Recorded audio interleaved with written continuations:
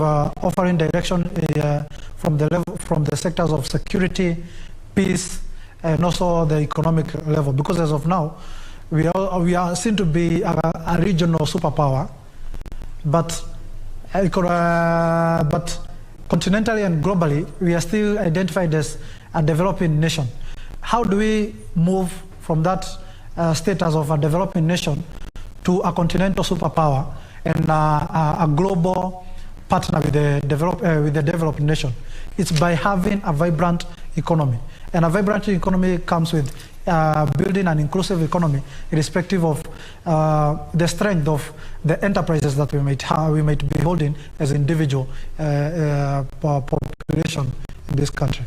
Indeed. Thank you so much, Maina Karobia, for your time and your insight. We have been here with you since we began this broadcast 7 minutes to 7, and of course that is quite impressive. Thank you so much for your insight. That has been Maina Karobia, who is a governance and leadership expert, and has been actually assisting us in putting things into perspective as we wait the big judgment. We are just an hour shy of that judgment, and the Apex Court did send earlier this morning, notice on that, and said that at exactly noon is when they will be giving us that judgment. And now we have new energy, new strength, and we are also trying to get that gender parity. And we are now joined by Regina Manyara. Good morning, Ray.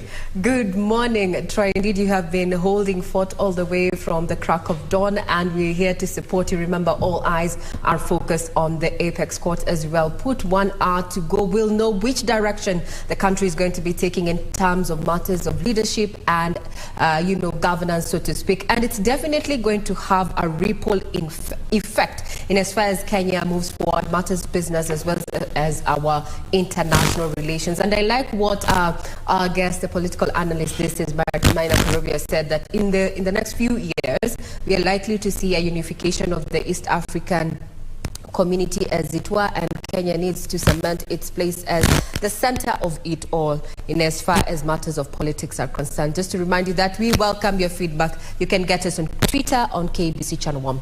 Now, as all eyes are focused on the Supreme Court and its decision that is yet to be made in the next 1 hour, let's take you down to Dagoretti, where our reporter Beatrice Getonye is covering, the CBC classroom, so to speak, with Cabinet Secretary there, Professor George Magoha. Good morning, Gatonye. How are you?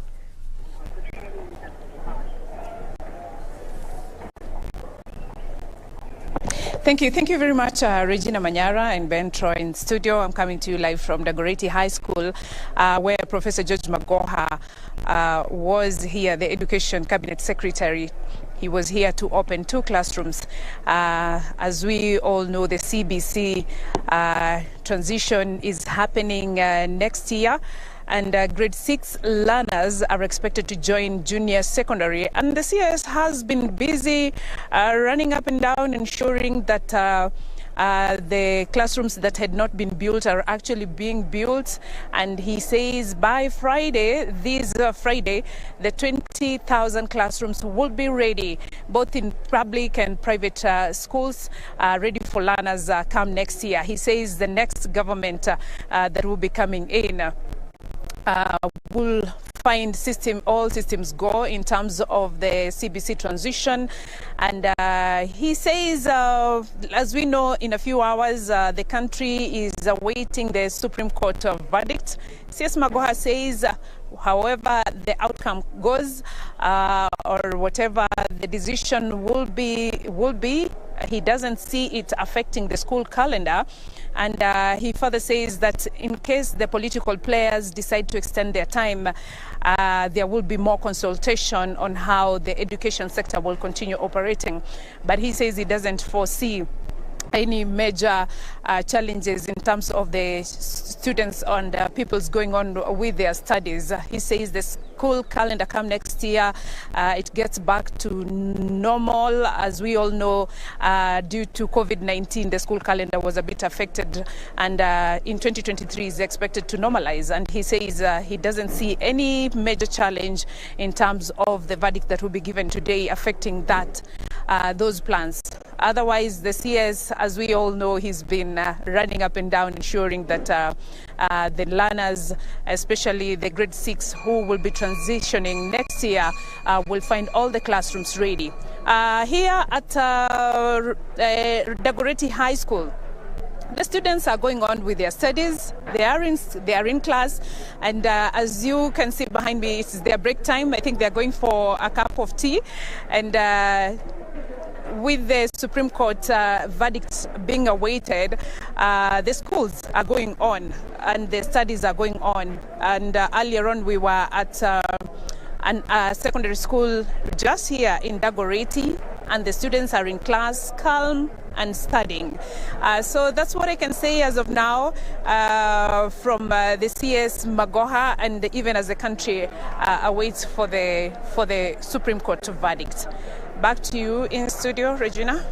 Yes, thank you very much, Gatonye, for that update in regard to where we are when we talk about transiting into the CBC, that is a competency-based curriculum, their way of learning. What we know is that the tests that are going to be rolled down under CBC will entail a balance between formative and summative assessments. So in layman term, it means that students have technically already sat for the school-based assessment in grade 4 and 5 and are now sitting the last batch of tests ahead of the December national examinations. Now, the end of primary education national assessment will be administered by the Kenyan National Examination Council at the end of grade 6 with a total weight of only 40%.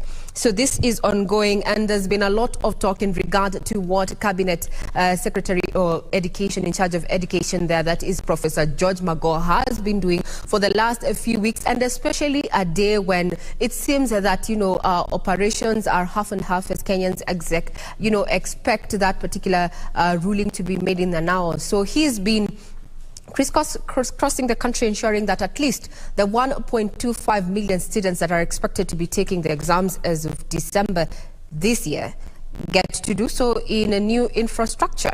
Well, we'll be speaking that as we continue just looking at what we expect ahead of the Apex Court ruling that is set for noon this afternoon.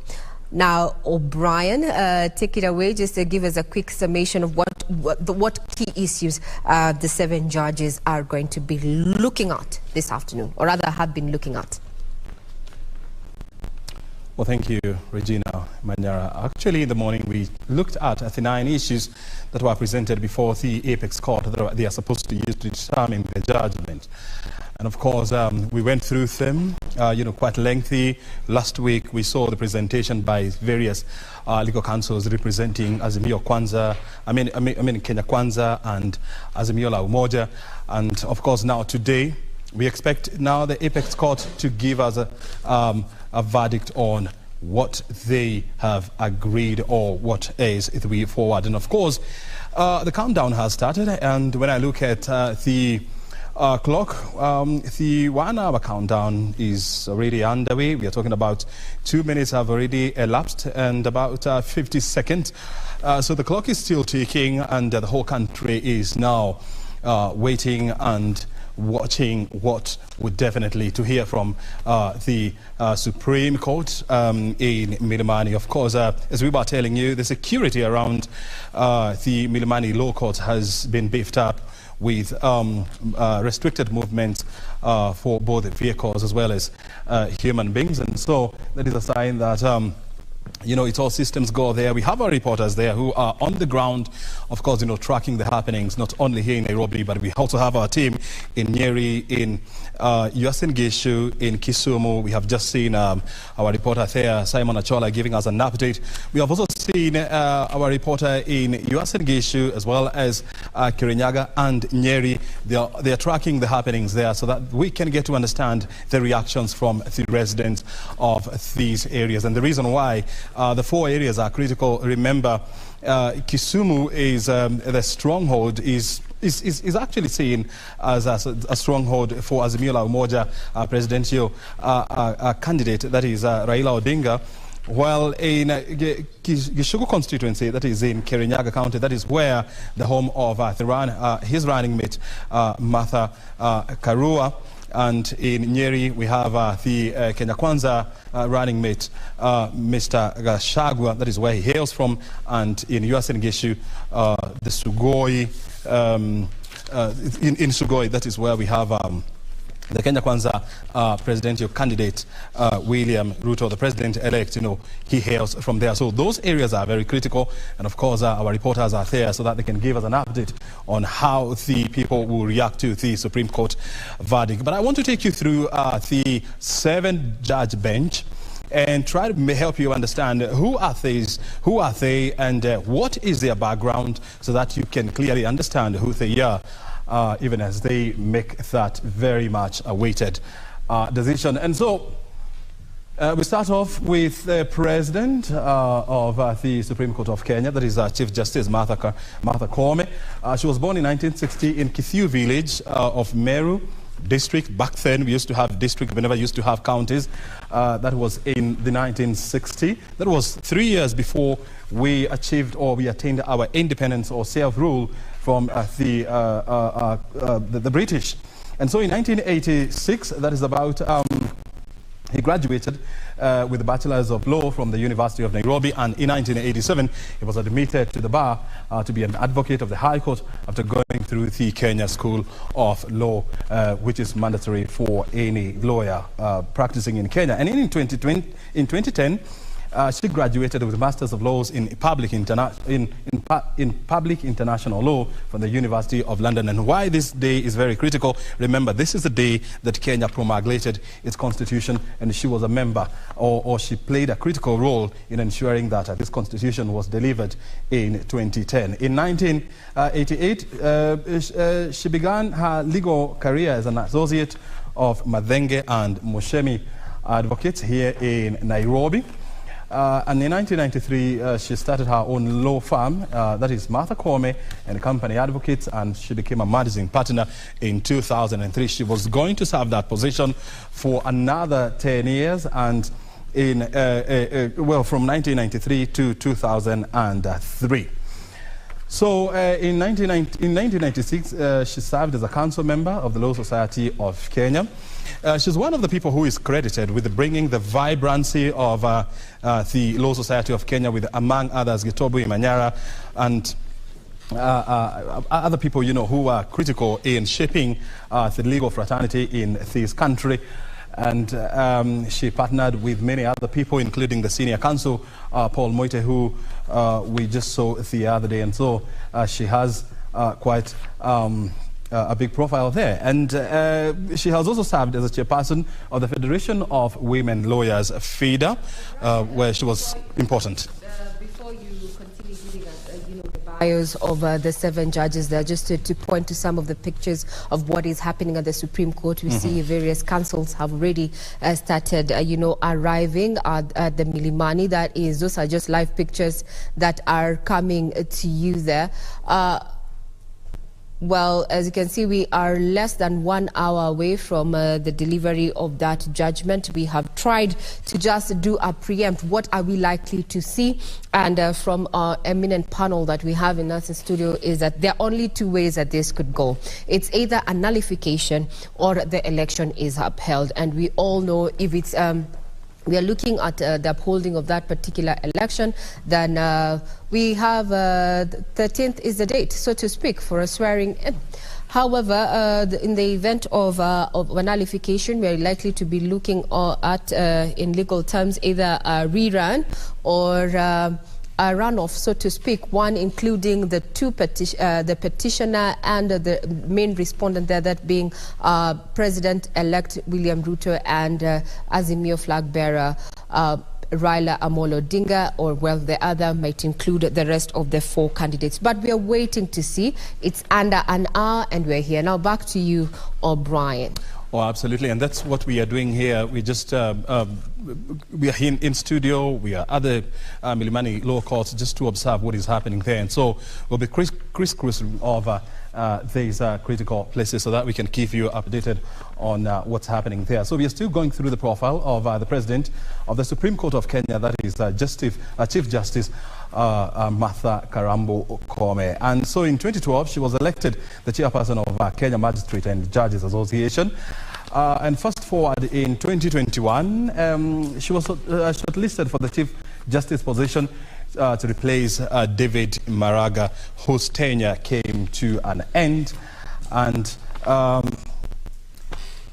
apparently, she managed to clinch the position, becoming her nomination was actually approved by the Parliament Committee on Legal Affairs, and she became the 15th Chief Justice and the first female to occupy that office in independent Kenya. So in 2021, the Justice and Legal Affairs Committee, as I told you, vetted her and recommended her, and so President Kenyatta appointed her as she took her oath of office at State House in Nairobi on May 21st, 2021. And in the same year, that is May 24, 2021, she assumed office at a ceremony that was held at the Supreme Court building. So that is a brief of the Chief Justice Martha Karambo Koome, who is the President of the Supreme Court of Kenya. Let's now go to the other lady who is critical in today's decision, and we are talking about none other than the Deputy Chief Justice of Kenya. That is who? Very good. Philomena Mwilu. She was born in 1958 and her career spans for over 35 years.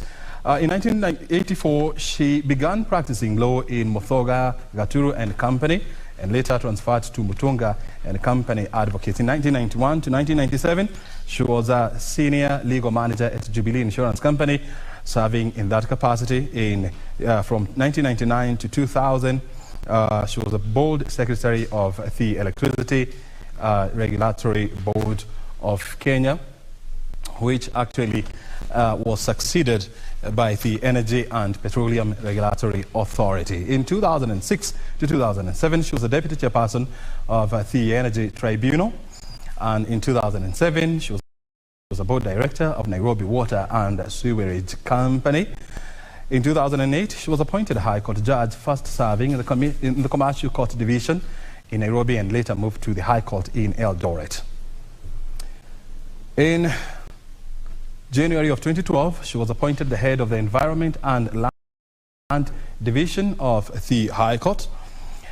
In October 2016, she was shortlisted for the position of Deputy Chief Justice of Kenya after the holder of the position, Justice Kalpana Arawal, attained retirement age of 70 years. Justice Mwilu emerged tops in the interviews, and the Judicial Services Commission picked her to hold the office of the Deputy Chief Justice. In 2017, she was part of the 7-judge Supreme Court bench that had and determined the 2017 presidential election, which was headed by Justice David Maraga, who retired. And of course, the court nullified President Uhuru Kenyatta's re-election and ordered for a rerun. Now, O'Brien, before you actually wind up there and just giving us a feel of exactly who is going to be or who is forming the 7-judge bench, so to speak. Well, let's take you down to Mombasa County, where we're joined by our very own Junaid Karisa to bring us up to speed with what is happening as Kenyans await that particular verdict on the presidential petition. Good afternoon. It's still morning. Junaid, how are you? Good morning, Regina. I'm at the Kenya Ferry Likoni crossing channel, and I'm joined by the residents just to give me a feel of the expectations upon the 12th noon verdict by the judgment by the Supreme Court. Tueleze tu unaitwa nani na matarajio yako ni yapi pole? Nataka nishukuru kwa nafasi hii kwa majina Nathan Mokaya. Naomba kwamba yale matokeo tunayongoja kutoka kwa Supreme Court, uamuzi ule utakao toka uwe wa haki na kweli, si haki ya mwanadamu bali haki na kweli ya kutoka juu mbinguni. Tutashukuru na kuipokea na kuendelea mbele. Ungewahimiza Wakenya nini wanaposubiria? Wakenya wawe na amani na utulivu. Wakenya msibabaike kuenda kukimbia barabarani. Wanasiasa ni marafiki kule wako, na sisi tubaki kuwa marafiki hapa chini, tuendeleze Kenya yetu mbele. Sawa, asante. Karibu sana dadi. Tueleze tu waitwa nani na matarajio yako leo ni yapi? Mimi naitwa Mr. Jabeso Kwany. Kulingana na matarajio yangu kutokana na hii kesi ambayo iko kwa koti, sisi kama wapiga kura tutaipokea vile itatokea. Mtu yeyote ambaye atatangazwa kwamba ameshinda, sisi ni Wanakenya tunataka tufanya na yeye. Pengine una vipengele vidogo ambavyo ungependa Supreme Court kwenye judgment iweze kugusia? Mimi ningependa ya koti kuu ya Supreme Court ya kwamba they should follow the haki, the rightness of the ya court. Wasijudge bila weighing other side, lakini the justice, we all need is only the justice to be done to the Kenyans. Asante. Kwa rai pengine wakaaji wa Mombasa wanaposubiria? You know, Mombasa is a peacemaking town. Always we believe in peace, and whatever shall come out, we shall simply exercise our peace as usual. Asante sana. Yeah. Dadi, waitwa nani pengine na leo hii matarajio yako? Je, una vipengele ambavyo ungetaka ile judgment iweze kugusia? Yes, kwa jina naitwa Mohamed Ahmed Hassan, na hudumu kama Secretary General wa National Kenya kitaifa kwa madaktari wa tiba za kiasili Kenya. Kwa ujumla matarajio ambayo nayatarajia leo ni matarajio ya ule ushindi ambao uko wazi. Kwa hivyo ningependa mahakama isiangalie kipengele chochote ambacho ni cha kuridhisha wananchi, isipokuwa iangalie uhaki na usawa. Pale uhaki uko na usawa, basi itekeleze. Wakaaji ungewaraji? Wakaaji ningewarai wawe watulivu na wakubali sheria na katiba ya nchi. Asante. Yes. Asante mzee wangu. Nimalizia naangalia tu kamera iliyoko mbele yako. Kipengele, nipe story. Kipengele kipi? Mimi kwa majina naitwa Malik Chelimo, mzaliwa Trans Nzoia, mkazi wa Mombasa toka 2013. Na Mombasa kwa hakika ni mji wa amani. Na kile tunachotarajia kutoka kwa Supreme Court, tulee tu haki na tuendelee kuwa na amani. Kuna kipengele ni kipi ambacho ungependa kiangaziwe zaidi? Kile ningependa kiangaziwe sana especially hii mambo after every 5 years tunarudi kwa mambo na kesi.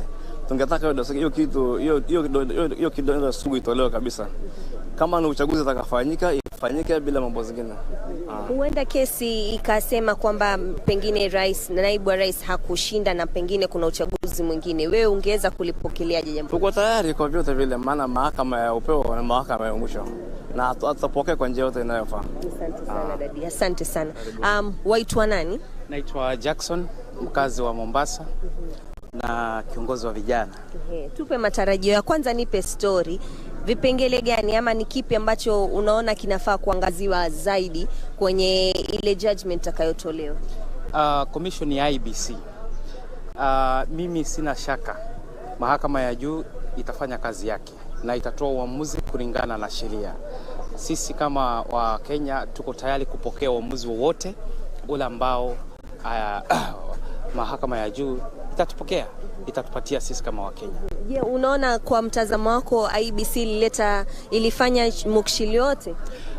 Kulingana na mimi commission ya IBC ilifanya kazi yake.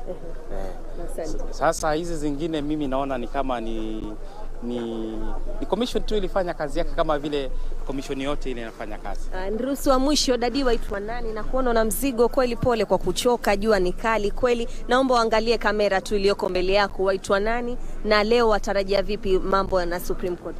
Mimi naitwa Paul Akelo Barasa, na matarajio yangu katika Supreme Court na tarajia ile uamuzi wa court ndio mimi nitafuata, kwa sababu sisi hapa nje tulimaliza, imebaki mambo ya court. Supreme Court ikitoa uamuzi, sisi kama wananchi tufuate, tusije tukawatoa fujo, kwa sababu hali ya Kenya ni hali ngumu dada. Himizo lako la amani pengine kwa wakaaji wanaposubiri hiyo judgment saa 6 kamili? Mimi naomba wananchi wenzangu wawe wapole, kwa sababu hali ya Kenya yetu imeharibika. Sisi tusije tukatoa uamuzi ubaya na ile hali koti imemaliza. Asante sana. Hayo tu dadi, pengine unamalizia wito wako. Mimi nakubaliana na huyu mwenzangu, nataka iwe uchaguzi hiyo uamuzi iwe ya watu wana imani wa amani na wakubali uamuzi utakayotokea. Pande huu ama pande wale wataambiwa ni wao, mwingine akubali matokeo. Asante dadi kwa kutuongelesha. Hayo tu ni matamshi tu ya wakaaji wa hapa katika kaunti ya Mombasa. Their clarion call still remains peace for most of the residents of Mombasa. So we have been just walking over, just getting a feel of how the business community is looking like here in Mombasa County. Most businesses have opened, give it like 80% of the businesses in Mombasa have reopened and are waiting, of course, how the day unfolds when it comes to that verdict. And life is as normal as it can be. The normalcy here is being experienced as normal as it can be, and they're just waiting, and hopefully that most of the judgment that will be delivered will be in their favor. This is a cosmopolitan town. It has been perceived as an ODM stronghold. However, we have seen that the peace has been maintained since the August 9th general election results were relayed, and we are expecting that even after today's ruling, the same peace will be upheld. So back to you in studio, Regina, as I continue to have a chit-chat with the residents of Mombasa.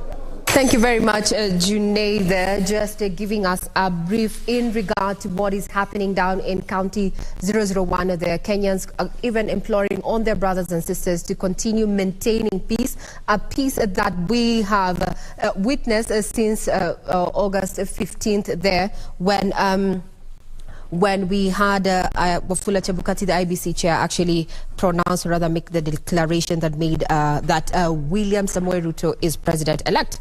Now we cross over to County 027 in Uasin Gishu, precisely Eldoret, where you can see on our screens there, that's our reporter Timothy Kipnusu, who is ready to bring us up to speed with what is happening in Eldoret. Good morning, Timothy. How are things down in Eldoret?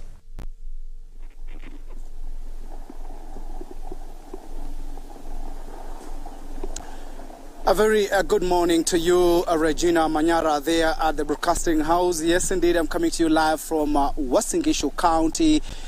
This is the home county of the Deputy President, the President-elect William Samoei Arap Ruto, and we have been traversing a number of places here in Eldoret, and generally the area is calm, but a number of residents are waiting with bated breath to understand what will be the verdict from the 7-judge bench. Remember that 349,863 residents of Uasin Gishu went to the ballot to elect their leaders, and William Samoei Arap Ruto garnered 272,868 votes. With his closest competitor, Raila Amolo Odinga, getting 76,009 votes among the 506,138 registered voters from Uasin Gishu County. And generally, they are just waiting to get to understand what will be the verdict. A number of them say that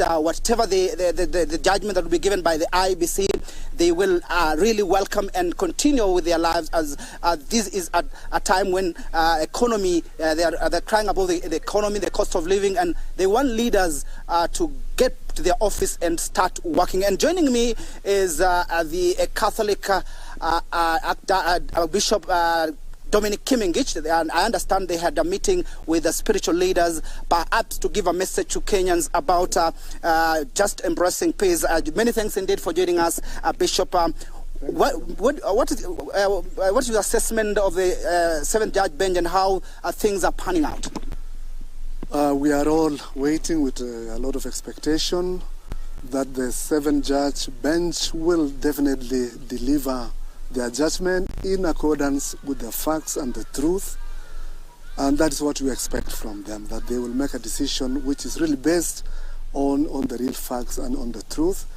And this is also what our people are expecting, because that's the only way in which people will be able also to accept whatever judgment they will make, and they will want to move forward with their lives.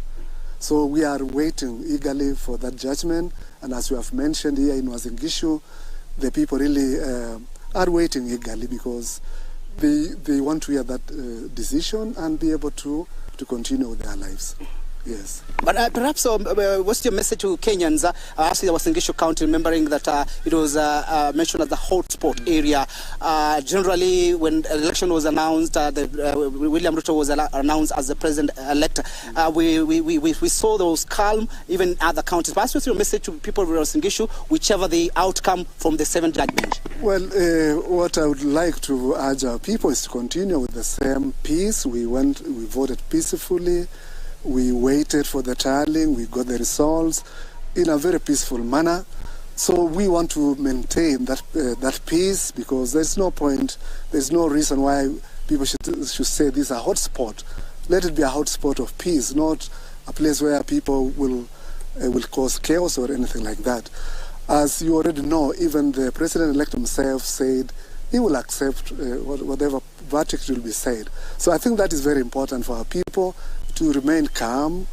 After all, these elections will come and go, and we'll continue with our lives. So my message is that let us maintain our peace, let us maintain our calmness, let us continue with our lives as we wait for the verdict. Yes. Perhaps your message to the Independent Electoral and Boundaries Commission, because anytime we go to the election, we always have a number of leaders poking holes on the electoral process. What is your message to the IEBC, and of course being an independent body that conducts election in Kenya? Well, being an independent body, I believe IECB tried to do their best. Of course, just like any other institution, any other body, there's nobody who is perfect. And also using all these, even you rely on so many other people, they rely on technology. So definitely there could be some mistakes here and there. But as an independent body, we have to respect IECB. And if there are reasons, major reasons why maybe they didn't do their work, then that should be looked at. But as an independent body, we have to respect IECB and let them continue with the mandate which Kenyans have given them to conduct general elections. Mm-hmm. Yeah. Perhaps your parting shot? Well, let us remain peaceful. Let us wait calmly. It will be in the next 1 hour or two. We will know the verdict, whether the president-elect now will be declared the winner and he will continue now to be the 5th president of Kenya. Or if there's any contrary decision, we'll wait and see. Yes, but for us as Kenyans, let us remember that we are Kenyans. We have to maintain our unity. We are one family. We are one nation. Let us not allow all these things to divide us or to bring any animosity between our people. Let us live together and continue with our lives together.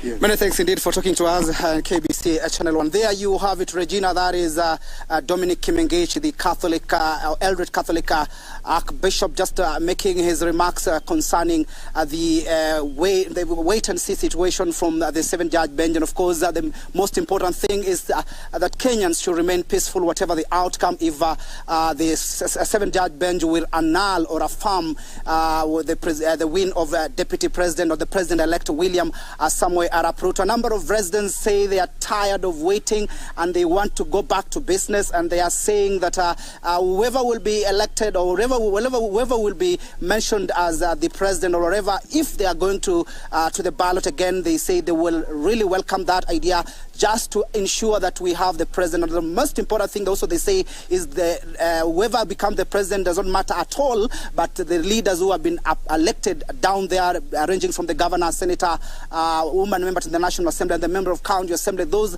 are the people they are focusing on to ensure that they have development in this particular country. From me, Timothy Kipnosu, I hand you back to studio, Regina Manyara. Now, before I let you go, Timothy, and I know you're going to be keeping tabs awaiting that particular verdict to be delivered at noon. A quick question to the bishop there. What is his take in regard to, the role that the church, or rather the religious sect has played in regard to the August 9th polls? Maybe you can just ask the bishop that question. We really wanted you... Are you related to the Well, we will be getting feedback in regard to what the bishop there has to say in as far as the conduct of the religious sect has had run up to the elections and even during the elections, and such at a time when we have heard from various denominations they are calling for Kenyans to remain peaceful as they have been. We will be getting to that. Now, some of the shots that you're seeing on screen are just live shots from Milimani there, where the Supreme Court anytime from now, actually exactly 32 minutes from now, is going to be delivering their verdict on the presidential judgment there. Now, to just give you a list, the petitioner, that is Azimio la Umoja One Kenya Coalition, had a list of 42 lawyers who were litigating on this matter, and they were led, this team, the legal team, was led by senior counsel and Governor-elect there, James Orengo. He led this particular team that comprises of Feroz Nurwarji, then Philip Murgo, as well as Okongo Mogeni. Also in that particular team, and I can see we have just seen Tom Omolo there actually cross over.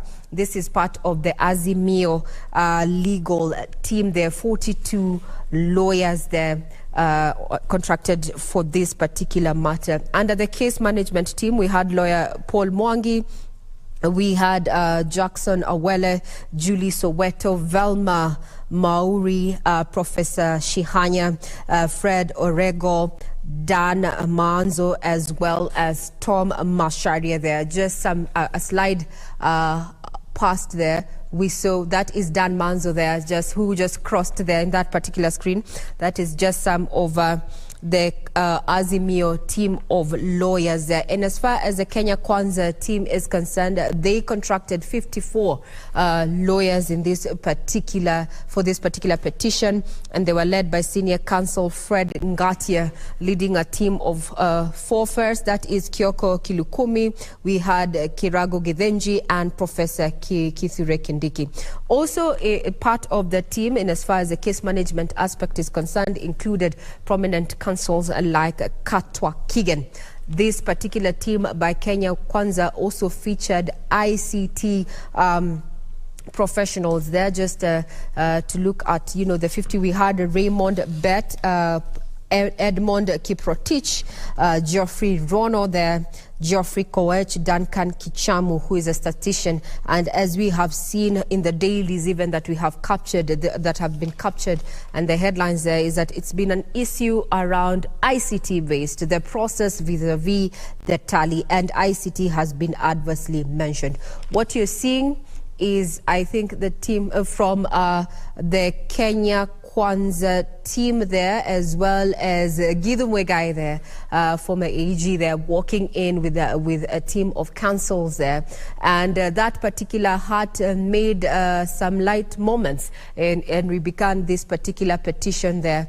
And those are some of the color that we saw as we continued the coverage of the Supreme battle there, so to speak. Either way, in the next 29 minutes, we are likely to see, we are seeing Wajakoya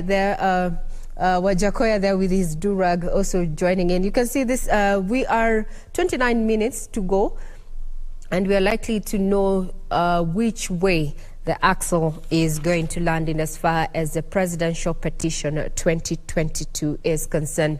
I would want to quote some legal counsels there, what they have had to say in regard to, how confident they are of a supreme victory. And I want to quote Mahat Somane. And he has been, very key in representing the IEBC there, and says there were no foreigners and no form displayed on the IEBC portal that was not the original, which includes security features. There's been conversation. What has been put on the IEBC portal? Is it a factual? Is it not? Is it a fake? And as by the end of Friday, we had several, hashtags trending on Twitter there, at least so to speak, about Jose Camargo there, who apparently was a name that was adversely mentioned during that particular petition. I'd also want to quote George Morogo, who said that IEBC chairman has made considerations of his staff who are facing arrests and intimidation and decided not to wait another day. This was a question in which IEBC chair Wafula Chebukati found himself the crook, so to speak, in regard to the challenge in the manner in which he made the declaration after the August 9th polls. Now, Zerhabu Johan Mohammed said the Constitution talks about the commission, not the commissioners or the chairperson. He cannot be equal than others. That's a question in regard to matters of the IEBC and way forward. And we have our guests here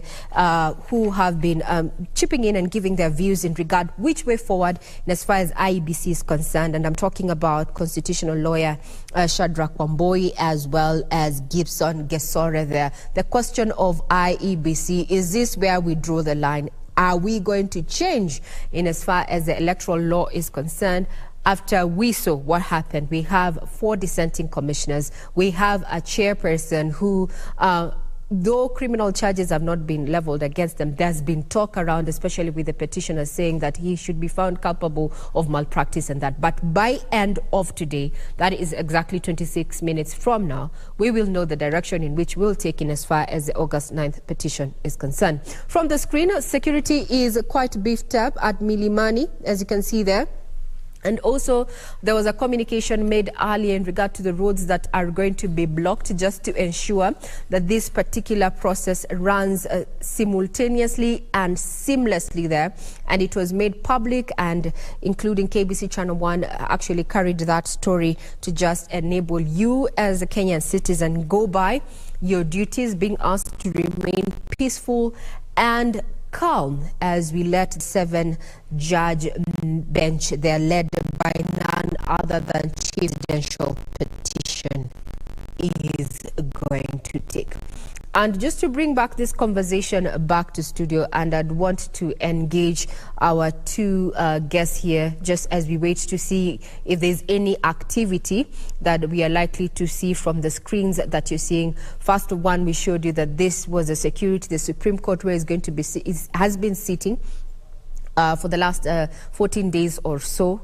Pre-trial, deciding what key issues are going to be decided. They settled on the 8th, and now there are only 2 options. It's either a nullification or a validation, upholding the elections as well. And each have ramifications in as far as leadership and governance of this country is concerned. What you're seeing is that it's down to 24 minutes before we have the Supreme Court session on, where we're waiting to have that verdict given there.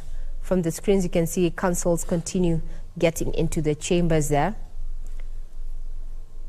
This was quite a petition, so to speak, each side not taking any chances there with first petition and second petitioner there, hiring at least 42 lawyers led by senior counsel James Orengo there, while on the other side, one of the respondents, that is Kenya Kwanza there, engaged 54 lawyers led by senior counsel Fred Ngatia there. And we have been treated to quite legal matters, so to speak, having to learn a little bit of legalese during this time. Now, I want to bring back the conversation, but we'll continue keeping tabs on what is happening there at the Supreme Court, and also looking at the security between the CBD.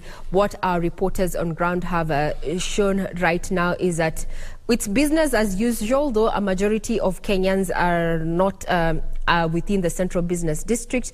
A majority of them, I am guessing, they're either home just waiting to see what is going to happen after noon or at noon. Now, Gibson Gesore as well as Shadrack Wamboi, I want to pick your brains in regard to what is in your opinion, let's start off with you, Gibson Gesore. What is your opinion of how the media has carried itself during the coverage of the August polls up to now, as we speak? Do you think we have done a fine job in comparison, especially to 2007, 2008, and 2017? Gesore, let's start off with you. Thank you so much, Regina. That's a very interesting question. The media has really done a good job. Done a good job in a sense that They have been part of the partnership in this electoral process, trying to bring the nitty-gritties or the information as it comes from the IBC or wherever it's happening. And that is something we need to actually shine light upon and say that people have spent tireless, quite a big amount of time trying to cover the election. I remember you were at Bomas, you never slept, you were telling me how tedious it was. It means that's a sacrifice you gave so that we could get the news of what was happening from the tallying center. And there were several journalists across the country, both local and international, who really burned their midnight oil to actually bring to Kenyans what is happening and where it's happening from. And looking at that sense of patriotism, that sense of being alive to duty is something which we need to commend you for. And we ask that you don't look back on that, because we really count on you so that we can be able to know or hold the government accountable, IBC accountable, and actually for news. Those are very important aspects, because once you have that, they say information is power, and you actually relay that in the best way possible. Thank you for that vote of confidence. Before I hand over to, Shadrack Wamboi to give us, his thoughts in regards to media coverage of the election to now. What you're seeing on screen is that this is the inside of the Supreme Court, the makeshift court area from Milimani, where we are expecting any minute from now. It is down to 21 minutes to noon there. We're expecting that the 7-judge bench led by Martha Koome there, the Chief Justice Martha Koome, is going to be sitting and will be delivering its verdict in regard to the August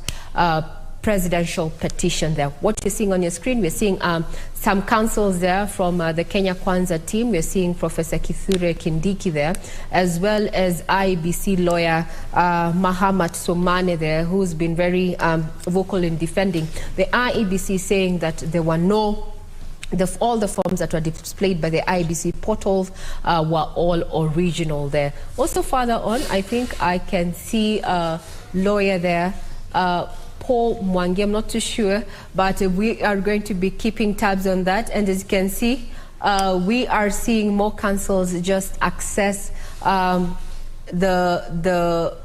hall in which we are waiting to see, or rather where the verdict is going to be delivered from. Remember, this is a Supreme Court, the apex court of the land, and the decision that is going to be rendered in there is going to be final.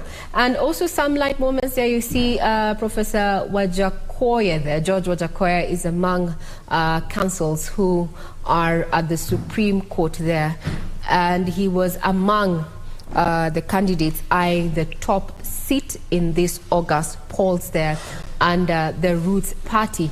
But with the numbers there, he failed to clinch that. But we will get to know if at all the Supreme Court decides that this, to uphold this election, would say that he failed to clinch the requisite votes that were required to declare him the president, so to speak. We are waiting to see, given the constitutional timelines. Actually, with the 7-judge bench sitting at noon to deliver that particular judgment, if you go back to the time, go back in time, as per the Constitution, we are looking at around 7 days, so to speak, 14 days there. So they're exactly 2 hours before the 2 p.m. deadline. Now, Shadrack Wamboi, who is a constitutional lawyer, what is your take in regard to the coverage that the media has given the August polls, pre and up to date as we are? Well, to be fair to the media, I think on an average of 10, I will give the media 7, so that it also gives the media some room for improvement. but as far as timely reporting is concerned, I think the media has done a splendid job. It has done a splendid job as regards a balanced, reporting of issues when it comes to, matters as they are happening. But I think one thing that probably is something that we should look forward to, it's investigative journalism, so that there has been some concerns. There has been some issues about, we begin with the stalemate that we experienced between the commissioners. Perhaps we will have relied even more from the media to establish really what was the problem is what Chebukati has been saying really the truth, or is there something more than what is meeting the eye? So probably, I think, going over and above what has been quite apparent. I think the media has, in the previous past, told us or taught us so many things from the use of their cameras. But I think moving forward, there is always some room for improvement in everything that we do. Even with the splendid job that you people have done, the future is still ripe for exploiting other avenues or other opportunities. We need to establish so many things other than what we've been seeing just on TV. We've been seeing, some plays, people playing. We need to also get a cover of what is this that has been happening behind the scenes, so that we are treated to more. And I think this is something that we live with you. All is not lost. There is still an opportunity where you can tell us, probably, or give us, a panoramic view of what has been transpiring behind the scenes that we have not seen so far. Now, that is those are your views in regard to, how the local media has covered the August polls up to this point. Maybe as I want to rope in my colleague Ben Troy in regard to, what we're expecting in the next 16 minutes or so. How does it compare when it comes to coverage of elections between the local media vis-a-vis the international media? Because there's a conversation that is currently ongoing online that there's a lot of anticipation, and it's all not good. It's actually negative, portrayal of Kenya and this particular situation we find ourselves by a section of international media outlets. Indeed. And Ray, let me pick it from where you started out when you talked about how the media has carried itself through all the electoral process and through the petition itself. Yeah. And you bear me witness that a lot of Kenyans talked about media letting Kenyans down the day that we started tallying the results. We did a very good presidential and gubernatorial debates, but we were not as united or as one cohesive unit when it came to the tallying process, and which would have helped a lot of Kenyans cool their nerves. But away from that, the election itself and the petition, I would say we as media have carried ourselves in the best way so far. In the great words of Wakili here, is that we still have some room to improve as based to how we cover and how we write our report. Because looking at what we see the same thing, but at the end of the day, when we go down to write our story, sometimes you find some discrepancies here and there. That said, the media also will be keen, and Kenyans will be keen to see how after this we do carry ourselves. Because at the end of the day, you have had America talk about it, many countries, but they have to rely on the media, because if you don't show it, if you don't write it, if you don't present it out there, no one will know exactly what is happening in the country. And still on the same, and I think this is something that we can have a discussion on, an interesting read written by a journalist talking about the presidential petition. Raila Odinga has been a perennial petitioner when it comes to this, and that person is arguing no matter how this goes, either his way or not, he will be credited in fighting the fight and actually trying to solidify our democracy. I don't know how Wakili Gisore you view this, but at the end of the day, despite his hits and misses, because he's had some wins and some losses as well, is that he has enabled Kenya to be a democratic country, and also single out some of the things. Because in 2017, what the Apex Court talked about are some of the things that we have been able to implement in our 2022 politics. And at the end of the day, win or lose, it still be credited in solidifying our democracy. Sorry. I think, Ben Troy, it's I want to thank you for raising that issue about Raila Amolo Odinga.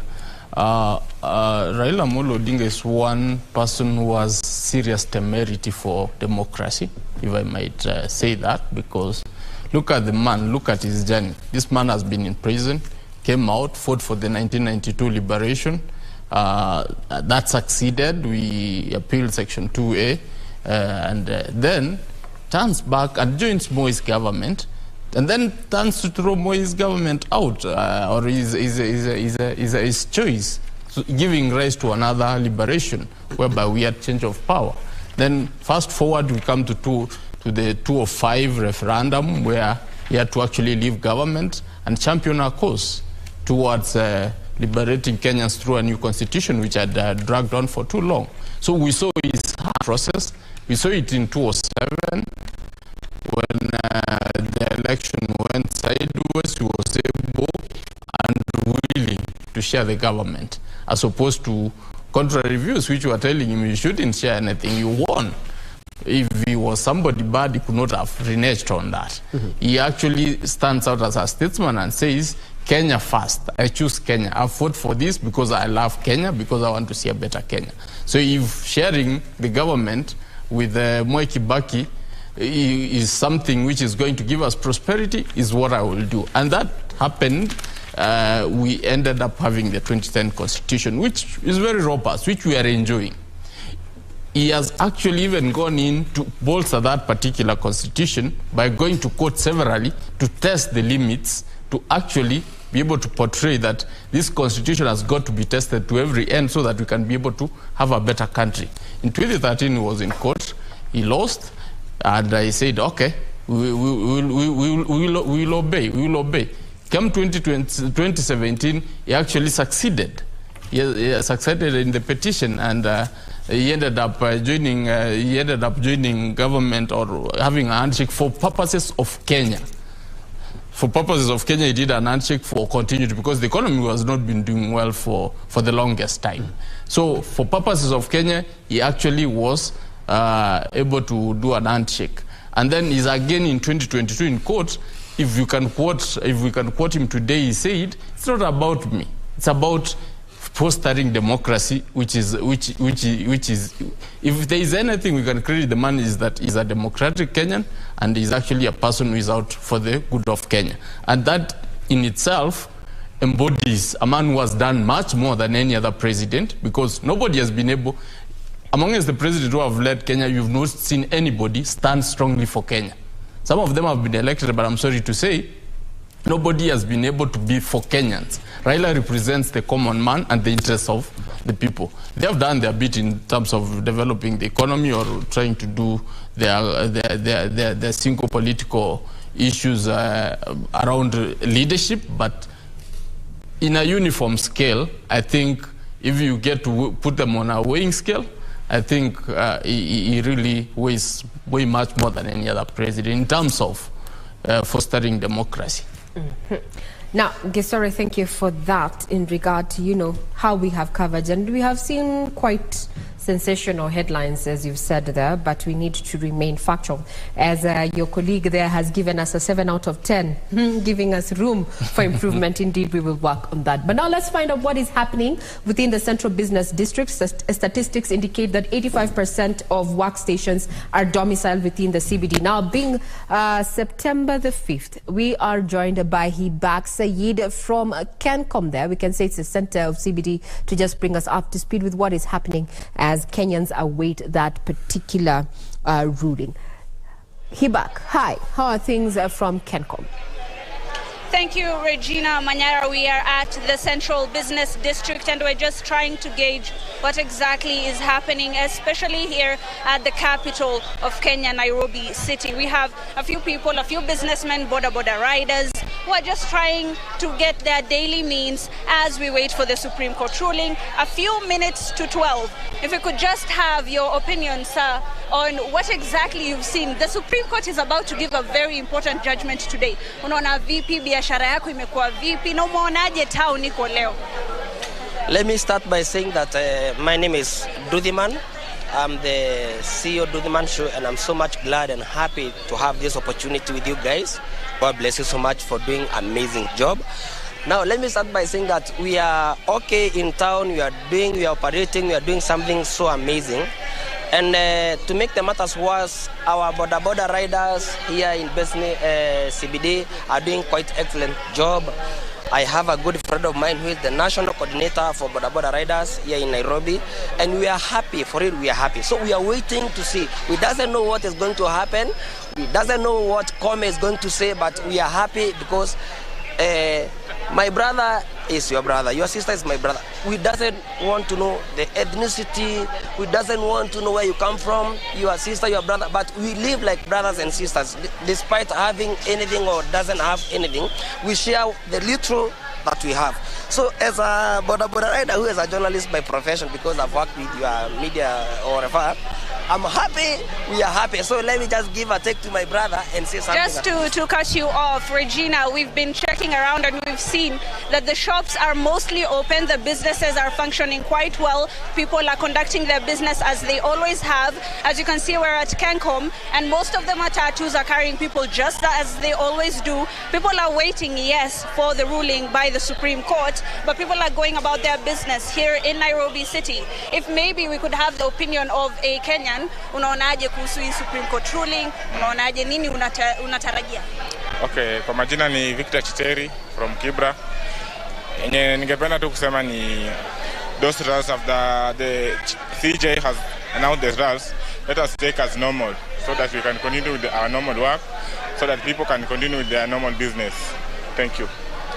Well, I'm going to have to give it back to you, Regina. We're still going to be traversing Nairobi City, and maybe we'll go to another street within the Central Business District and to just see what exactly happens as the day progresses and as the judgment comes. Back to you in studio, Regina. Thank you, Hibaka, for that quick update. I can see, yes, Kenyans quite the, still being Kenyans, trying to make light of the situation, even as it remains, on tenterhooks. We remain on tenterhooks in regard to what we should expect come the next 6 minutes there. And we are live. We have our reporters there on ground, including Serafina Ruby, who is going to be bringing us up to speed with what is happening. Kenyans asked to remain peaceful as we wait the 7-judge bench there to make a ruling in regard to the August presidential petition. What you're seeing on your screen, those are live pictures from Milimani there. We have seen various councils have arrived. We have Kithure Kindiki there, who is part of the Kenya Kwanza legal team. There is Katwa Kigen just crossing your screen there. Further ahead there, we are also having other councils who are either have been representing the respondents or the petitioners there, all looking calm. At the end of the day, we have there has to be peace and justice going forward. We are all brothers and sisters there. Now, I'd want to hand it over, rather take it to you back to you, Troy, there. We were talking about the performance and the conduct of the media during the election, and even at the point where we are right now, focusing on the presidential petition. And from Hibak Said's link there, you can see there's a Kenyan there who has introduced himself as Nduthi Man. And what I am actually proud of is that during this particular election, we did not have an issue of, sensation, so to speak, with the Githeri man aspect and such. We did not see this. We kept it to matters of fact. And I would want to say, let's toot our own horn as a media fraternity there. But it was a light moment to try and see that there was a gentleman behind Said Hibak there, calling guys to tell them, hey, you need to watch us. You need to watch us from KBC Channel 1. I'm live. Well, we also want to welcome your feedback. You can get us on Twitter on KBC Channel 1. But before we get to read what you have to say on Twitter and the expectations, we want to take you down to Kibra, where we're joined by my colleague Irene Mchuma Odim to bring us up to speed with how things are looking like in Kibera. Good afternoon.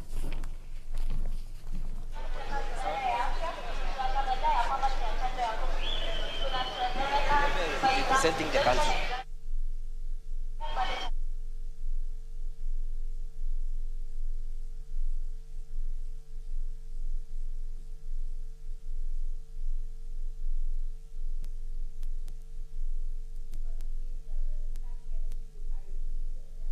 Get the sound corrected. We'll be getting back to you. We are domiciled in various parts of the country just to keep tabs on what is happening as we await the much anticipated verdict on the presidential petition.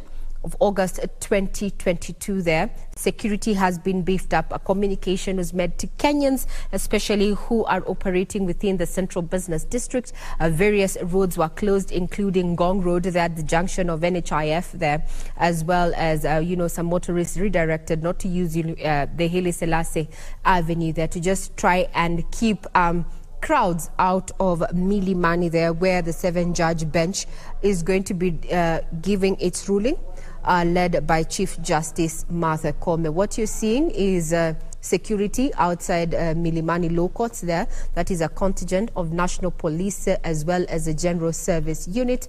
And inside there, we're seeing a council made up of, various, there you go, we have Soweto there. Council Soweto there. You can see how she's already there. I would want to know what's going on through the minds of the lawyers there, both for the petitioner and the various respondents there, who over the last 2 days have exuded confidence that they're going to be carrying their day, or rather their prayers are going to be carrying the day. In the next 1 minute, we are expecting the 7-judge bench there. We are seeing Feroz there, Luigi, as engaging Professor Githu Muigai and the legal counsel there, Governor-elect, that is James Orengo.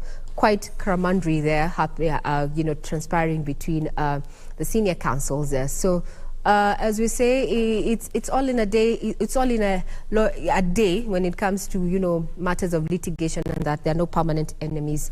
But we asked that Kenyans remain peaceful, and justice, we hope, is going to be served in this particular matter. Yes, that is enough. Look at the pictures on your screen. James Orengo